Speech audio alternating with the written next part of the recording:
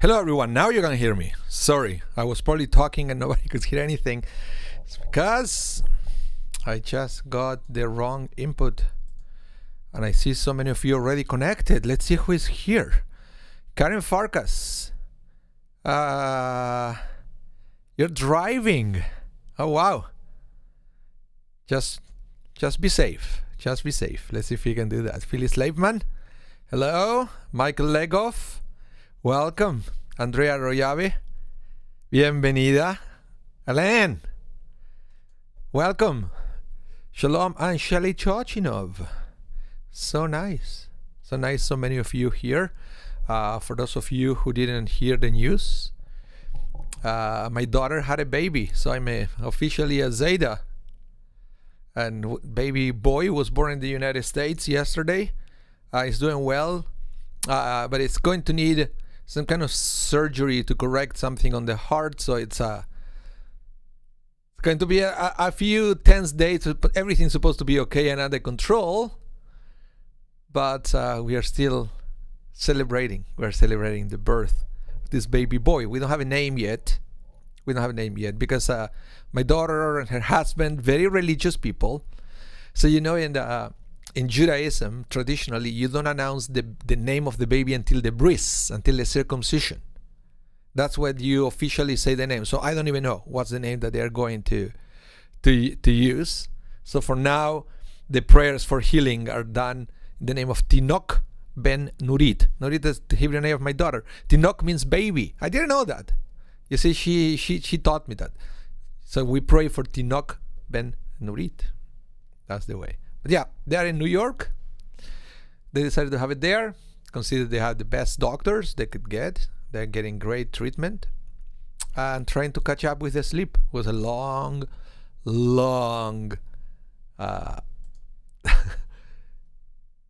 birth process. Very long. Hello, Rocky Pollock. Thank you. You call me Zaid already. Okay. Thank you, everyone.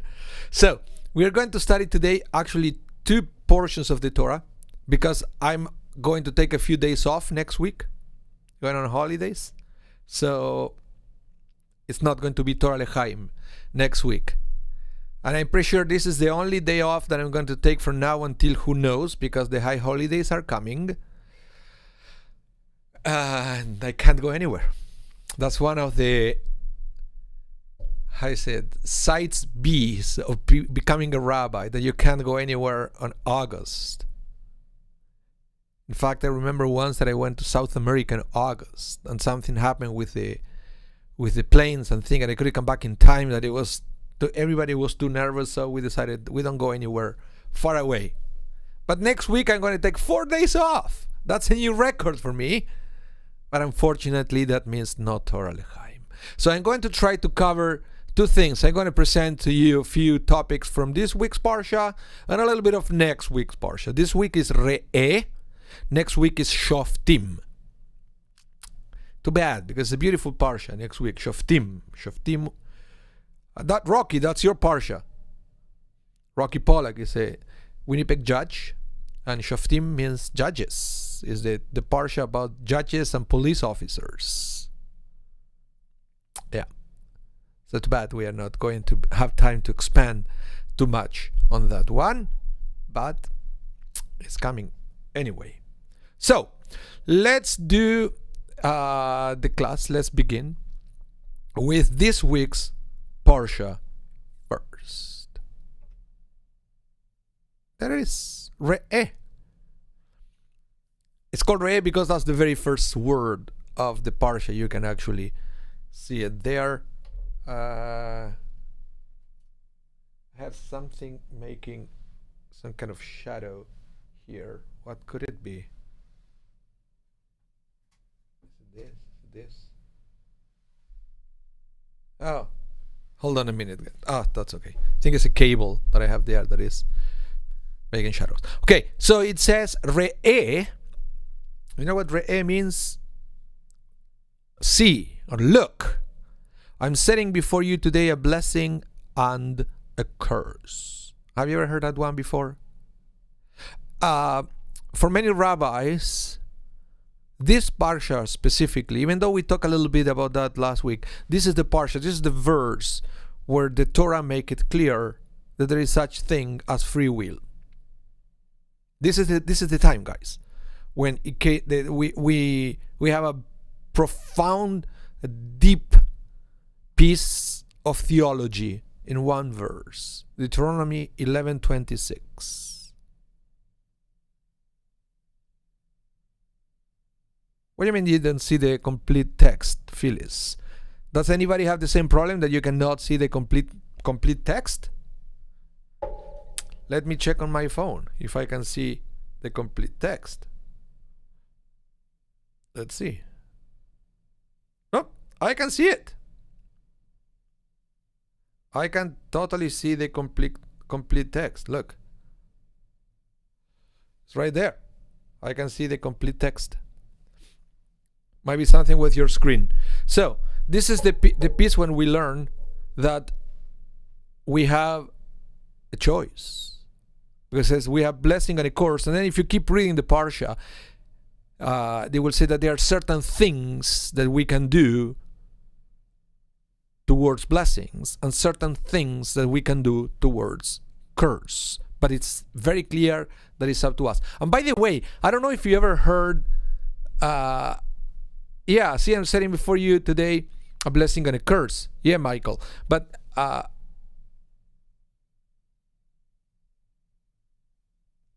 start with number 26. That's the verse number. So, have you ever heard this concept that there are different kind of learners in the world?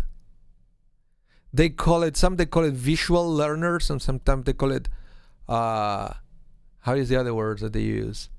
I had it here and I closed it. Well, there are people that they learn better by looking at things, and there are people that they learn better by listening at things. Some people need charts and graphs to see and to learn, and some people can easily sit in a lecture and listen and learn. So there are different ways we connect auditory. Thank you, Shelley. Auditory and visual, there are two different kind of things.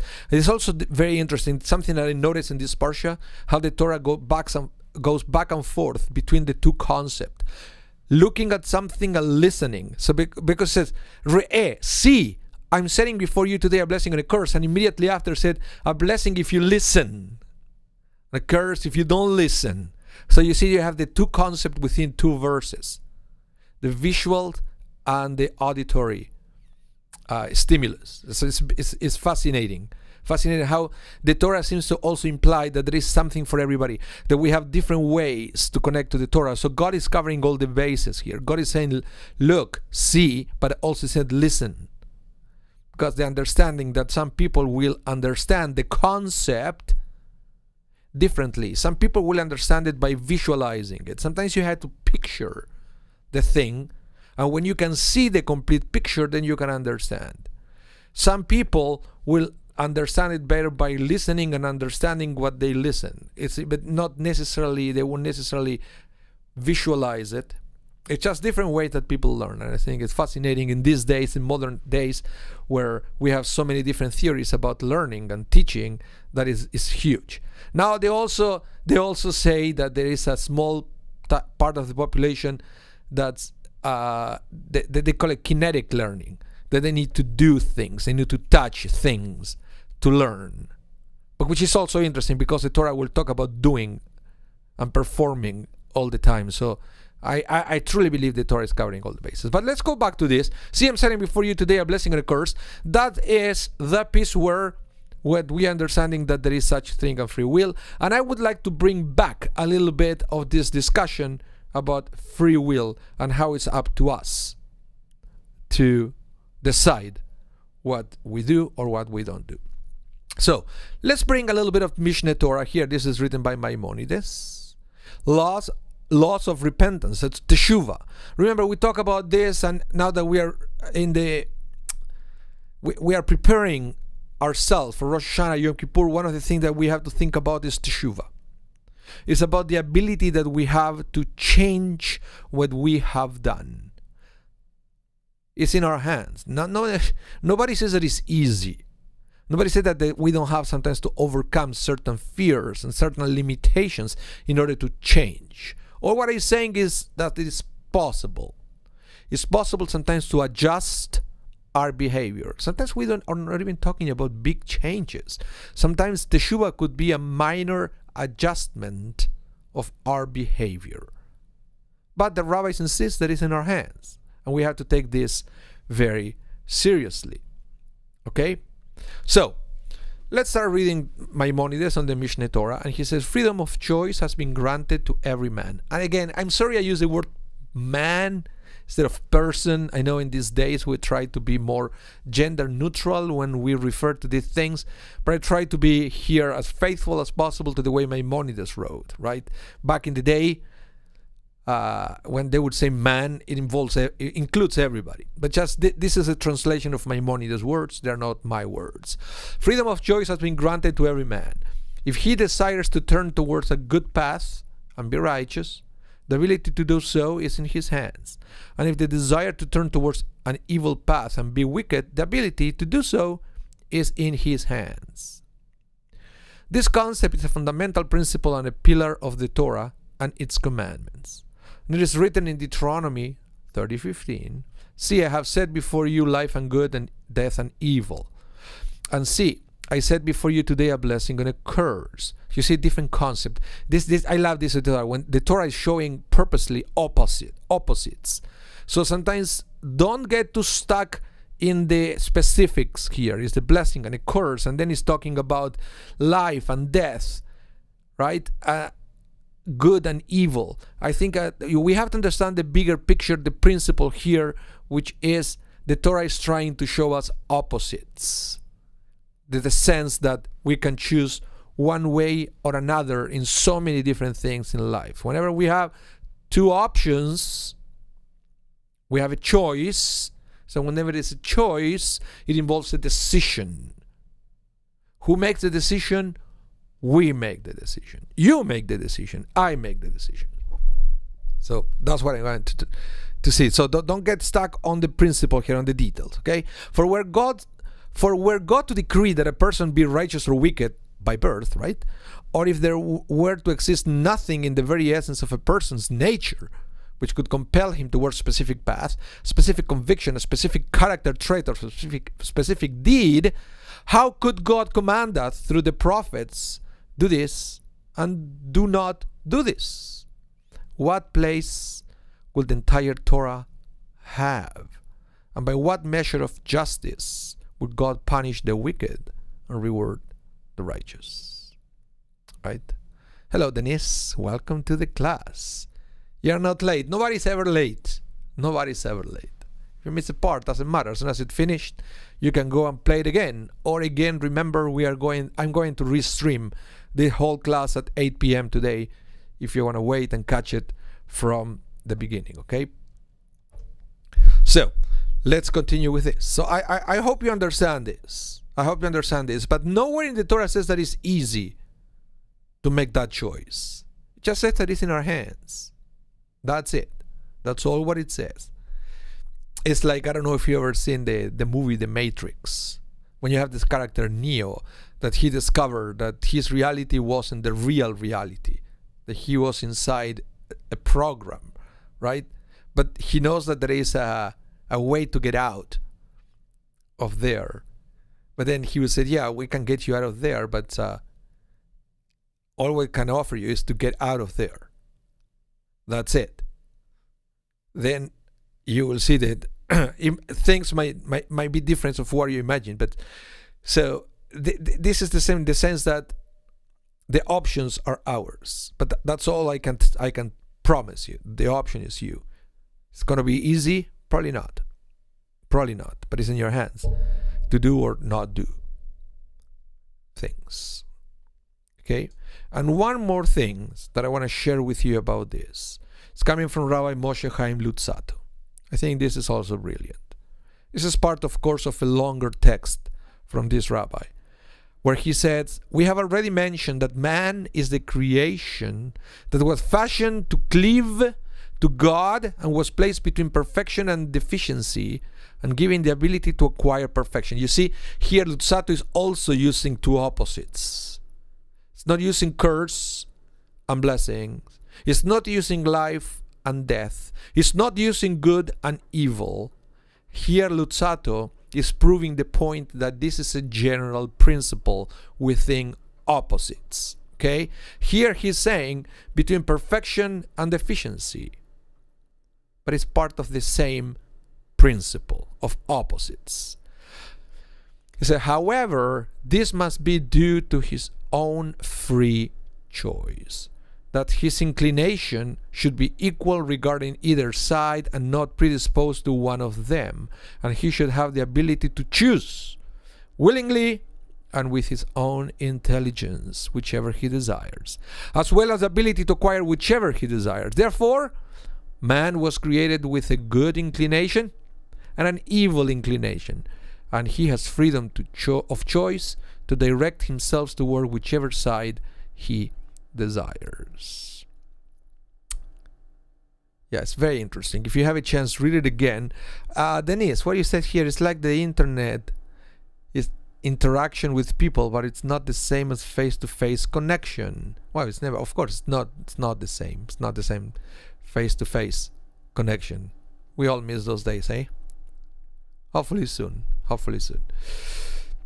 So again, but this is the thing. I believe Luzzatto is talking about here with the way we come to this world. It looks like we come to this world, we come with this good inclination and evil inclination. They're there. But then eventually when we start living our lives, the thing is, we start strengthening one over the other. Every decision we make will make either the good inclination or the evil inclination stronger. It's almost like you have to imagine, again, I hope you're a visual learner, because you have to imagine this. You have to imagine that this good inclination and evil inclination that we have are a muscle, right? I don't know if you're watching the Olympics, and you will see that depends on the sport that different people play, different muscles are developed over others, are more developed than others. Have you noticed that? How sometimes tennis players, we have a bigger right arm if they're right-handed than the left, even though they had to train in a different way to come to balance, but naturally they will favor one arm because that's the one to use to hold the racket. Or if you see the legs of bicycle riders, they're huge quadriceps because that's the muscle they need for that specific exercises. Why is that muscle so big? Because that's the muscle they use all the time of what they do. Or if you see the gymnastics, when they have to hang from the rings or things, the kind of arms that they have, and not necessarily other muscles like the legs, the way they exercise to become biker, because that's the muscle they use all the time. So if you're going to favor all the time the evil inclination, and that's all what you're going to follow again and again and again, that's the spiritual muscle that is going to get stronger and stronger all the time.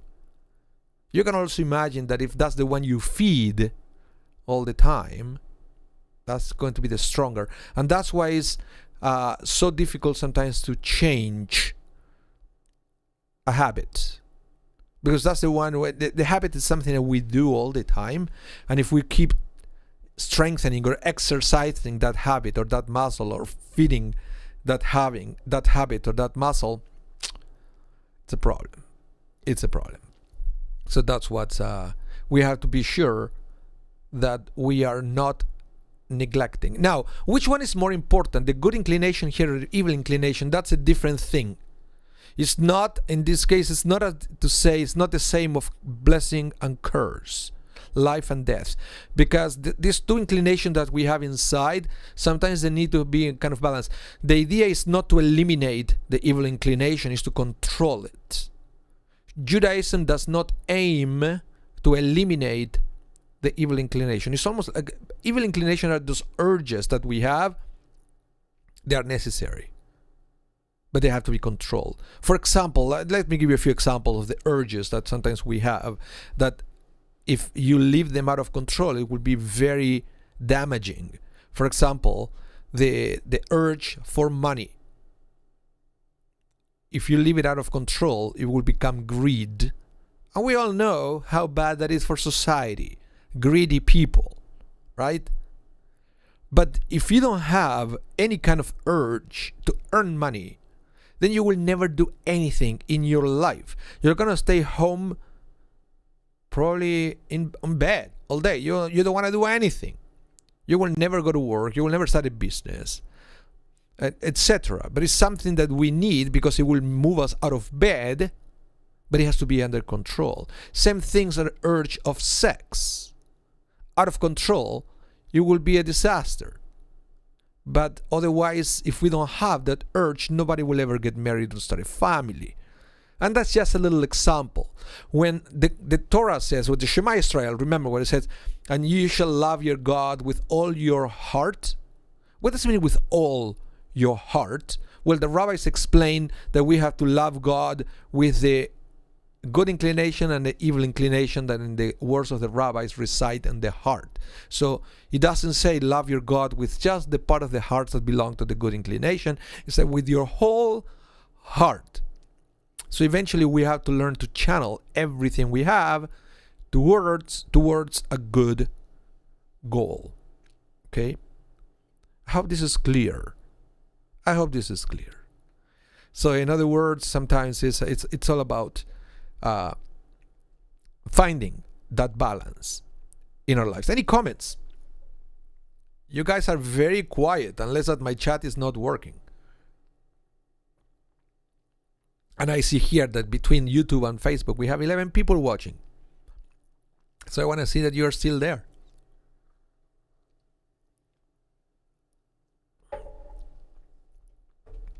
So let's continue. Okay? Let's continue.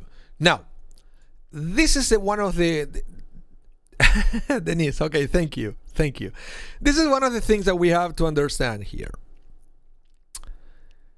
That we know that we have to make decisions.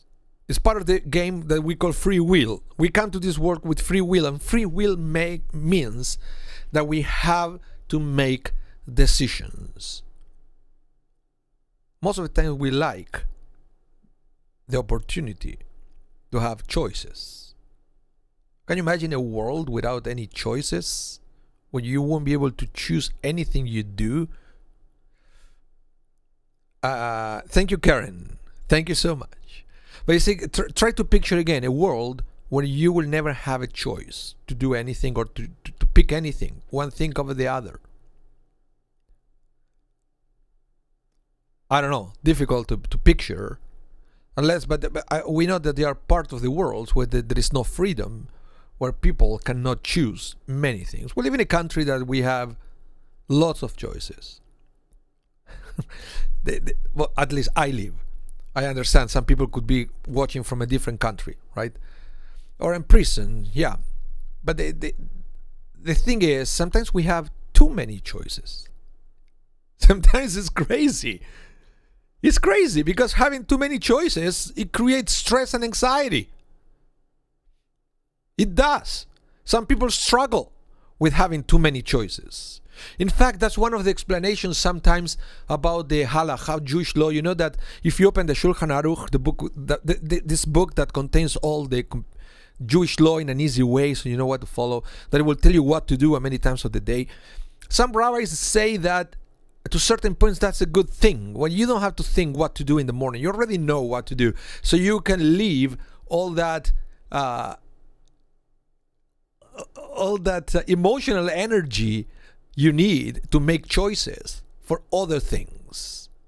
Halakha is taking away certain number of decisions that you don't have to make, so that emotional energy you leave could be reserved for other important decisions and choices that you will have to do every day.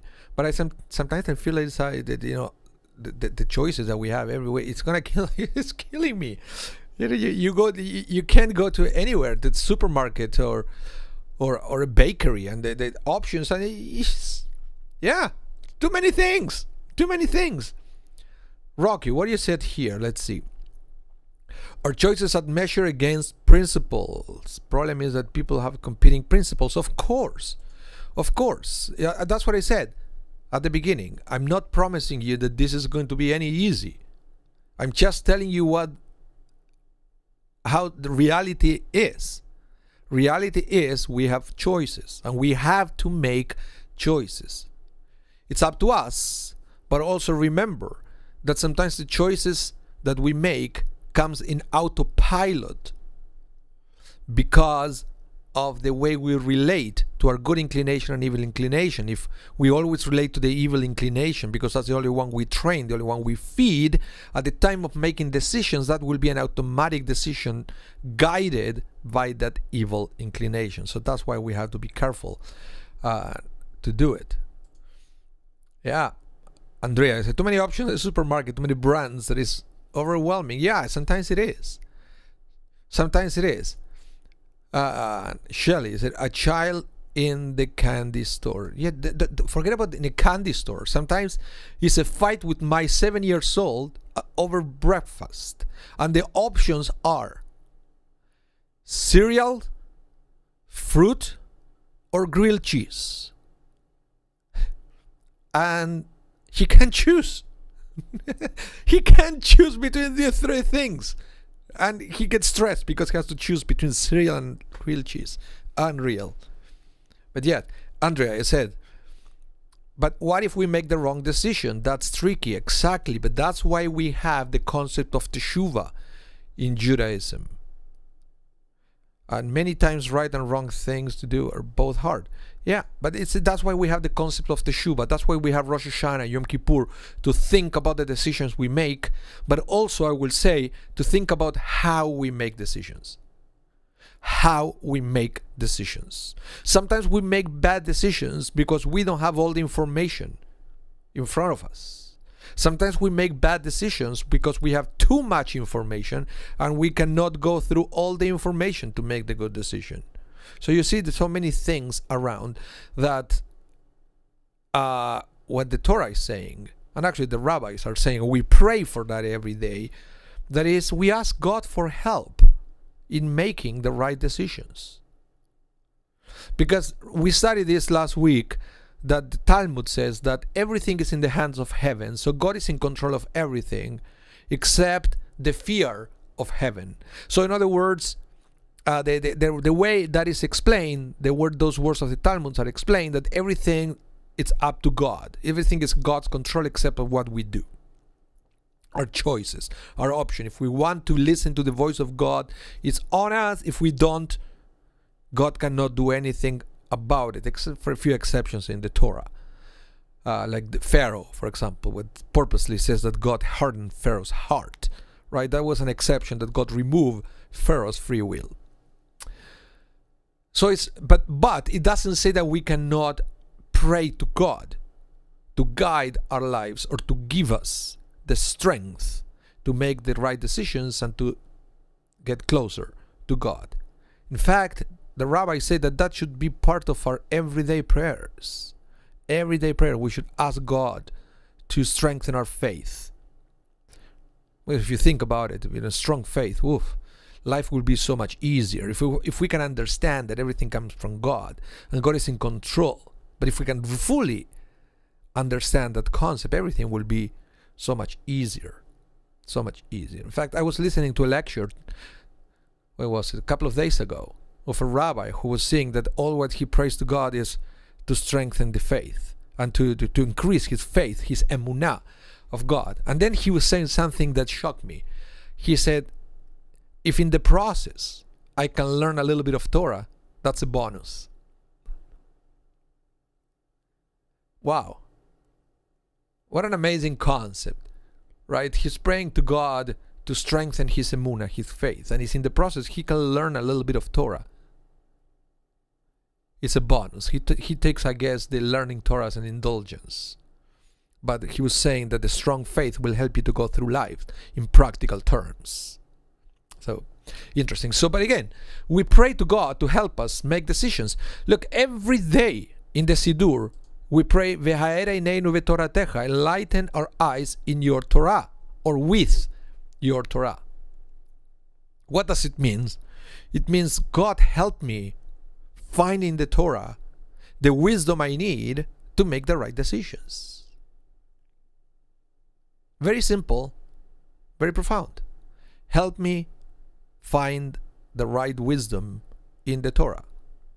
Because again, wisdom is great, but could be overwhelming. The good thing about wisdom is to have the right wisdom at the right time. The wisdom you need for your problem when you are having the problem. I don't care having the wisdom to do things that sometimes they don't affect me. But it's important to have the right wisdom at the right time.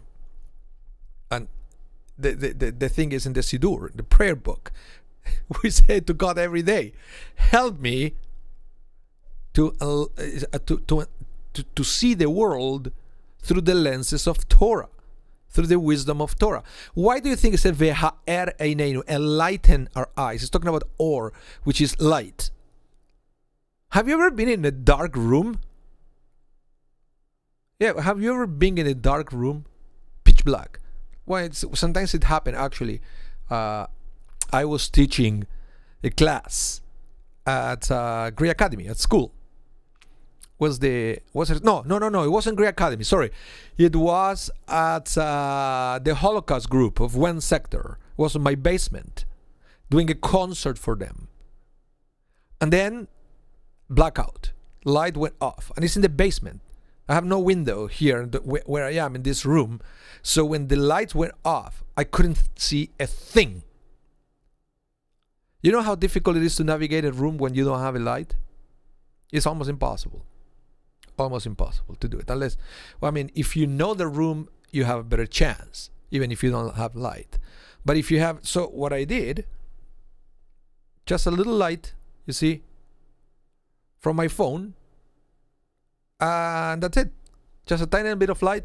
I could navigate out of this little room until I went to the bigger room. Then I had light. No problem anymore.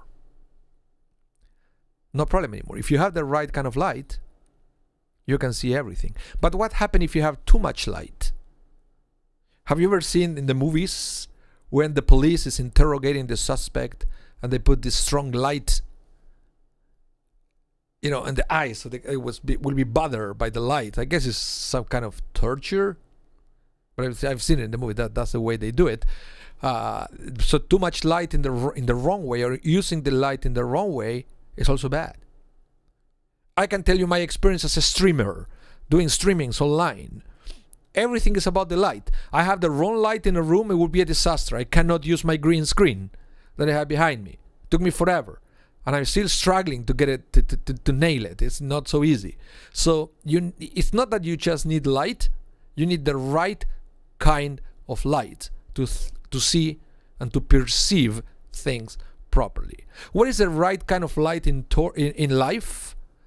To navigate life, we believe, is Torah. Torah has the wisdom to help us make the right decisions. You want to strengthen your good inclination. Where do you get inspiration to do that? In the Torah. You want to channel the urges from the evil inclination into something positive. Where do you get inspiration for that? Also, Torah. It's an amazing thing, but it has to be the right kind of teachings. So we pray God.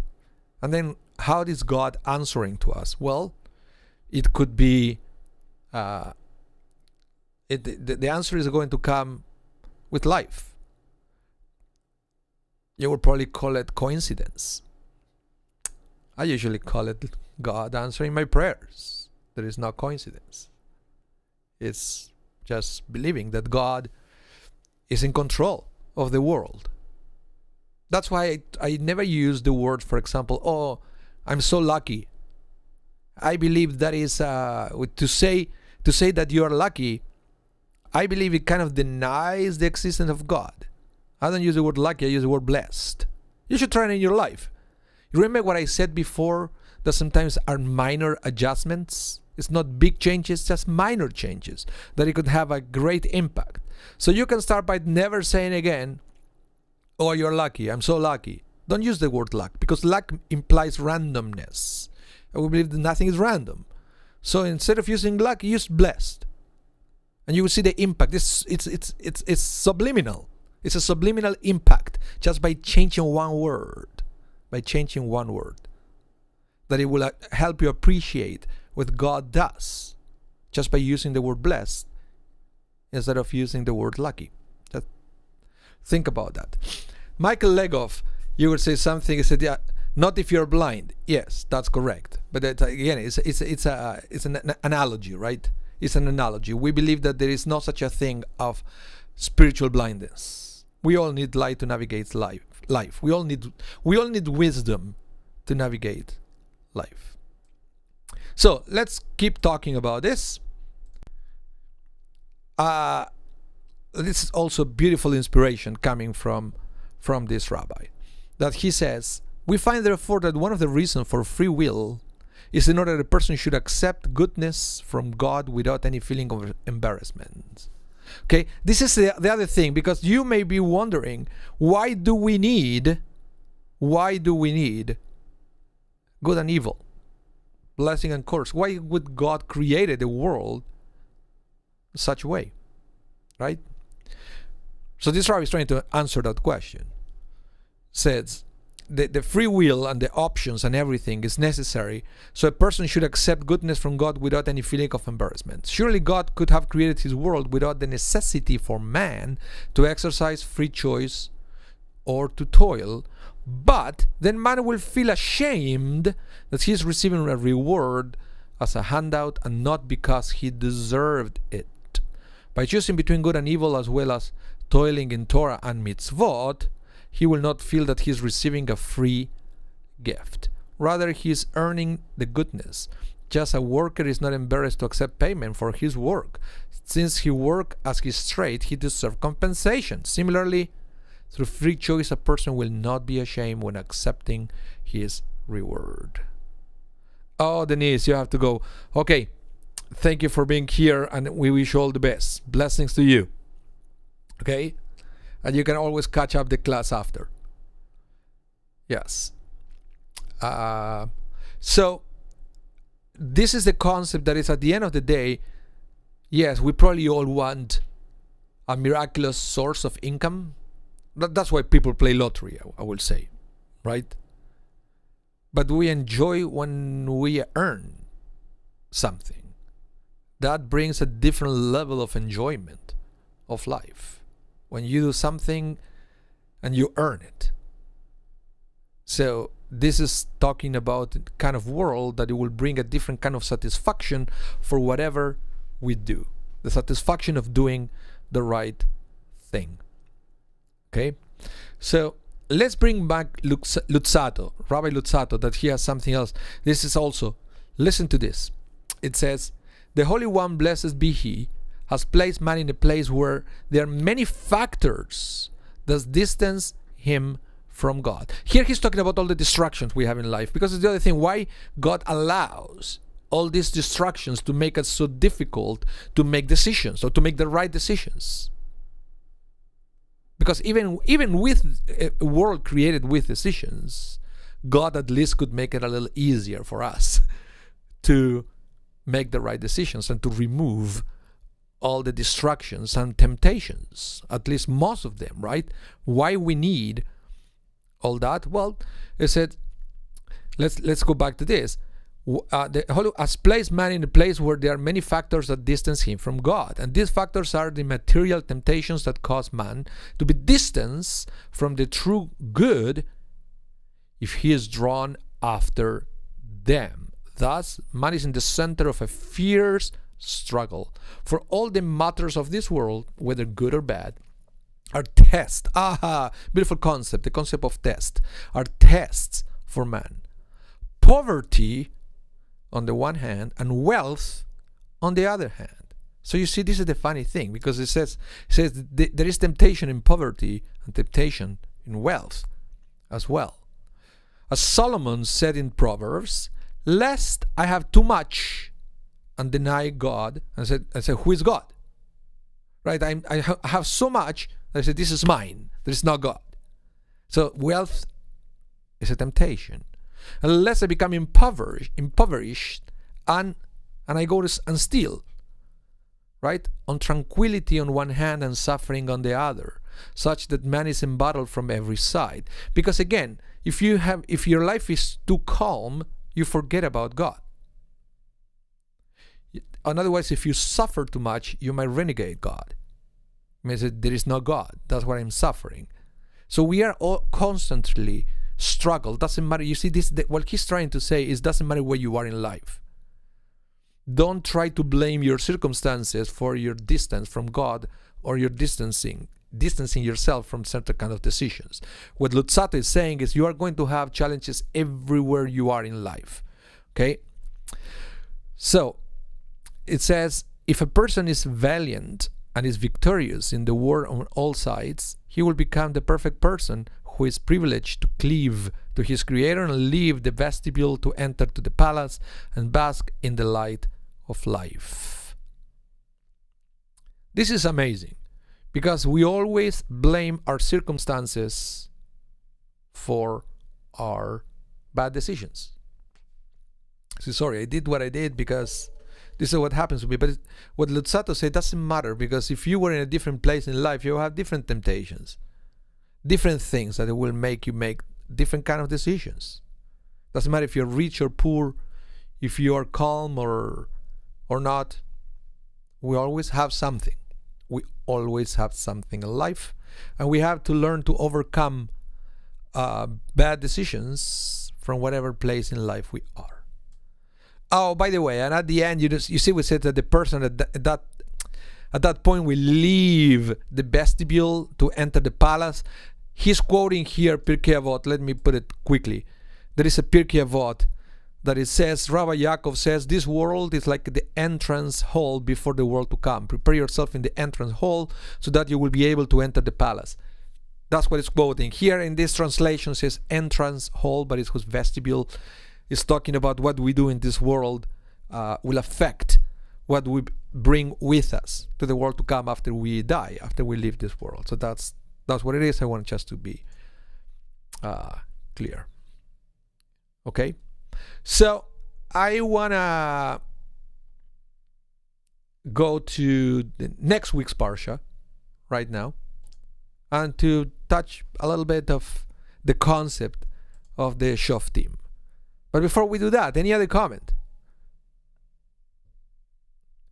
Here, Judge says, Canada's criminal law presumes that indigenous offenders are the victims of circumstances of birth, poverty, addiction, etc. Yes, it does exist. It does exist the concept of certain circumstances that it will. How can I? What is the word? There is a word that is eluded me right now. And you as judge probably are familiar with that, right? What is called attenuating circumstances. Is that the concept, Rocky, that sometimes we use? Where there are certain circumstances that they are they are so bad that it will condition you to do certain things. But it's interesting because you could see people coming from same family and with very dysfunctional families. And within siblings, they will go different ways.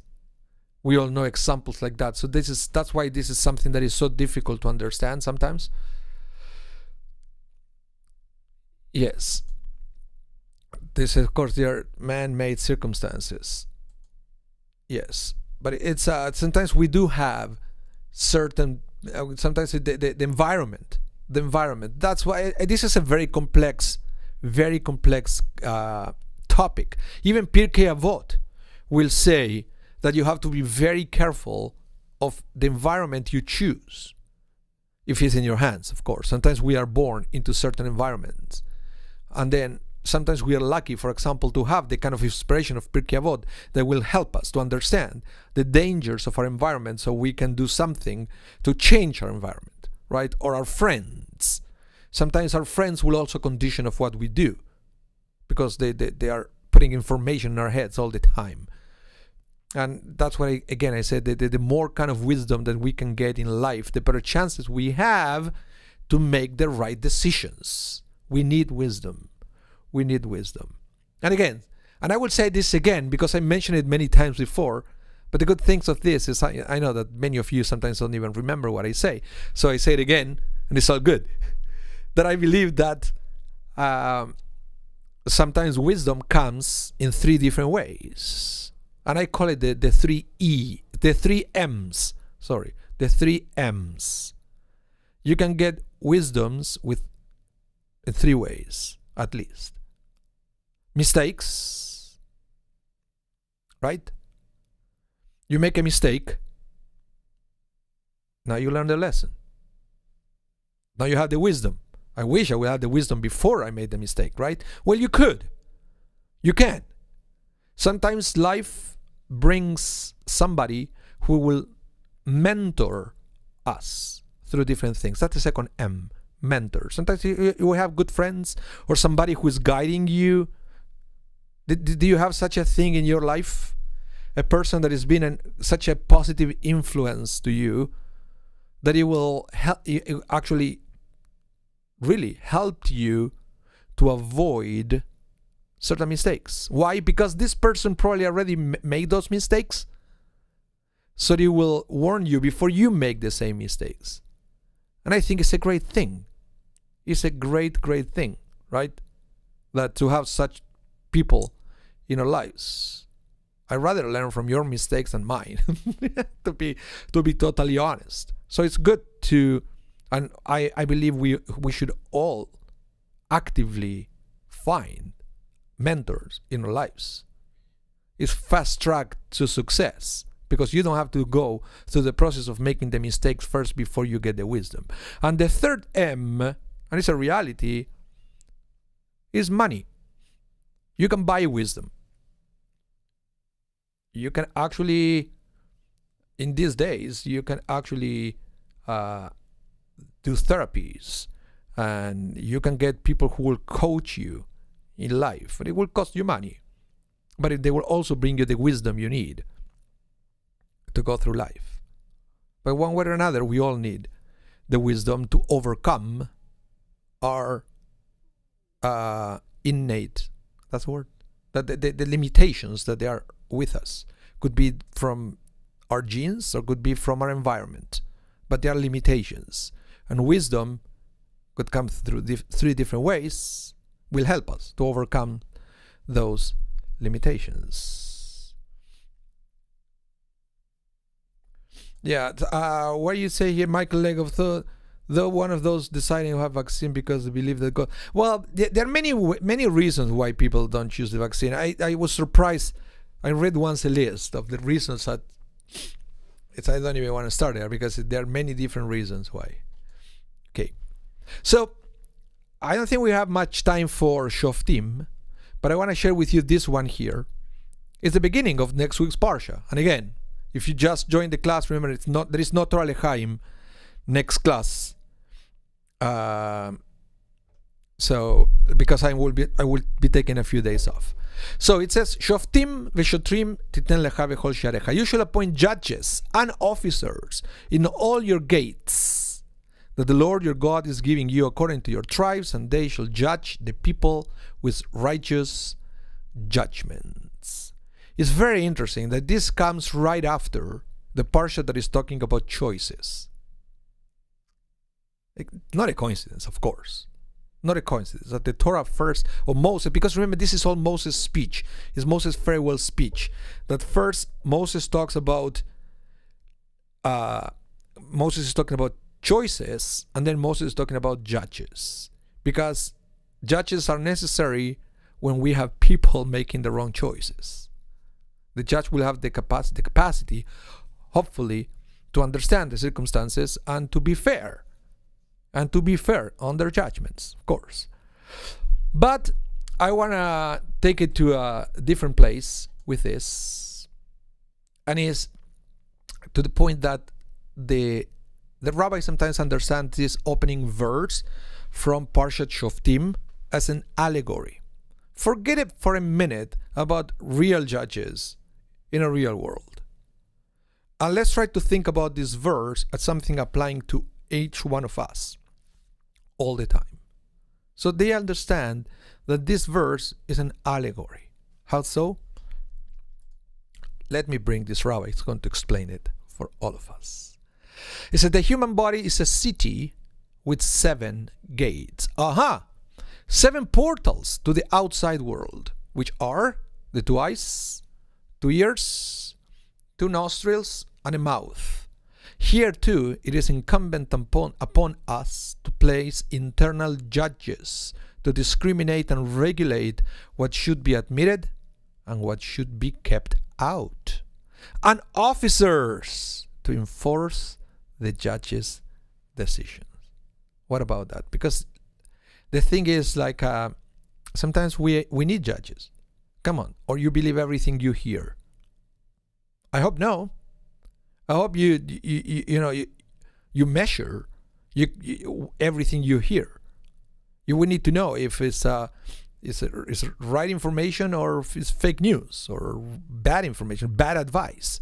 How many times we hear bad advice and we know that is bad advice because we place a judge inside ourselves that is judging everything that we hear, and then we have the capacity to know if it's good or bad.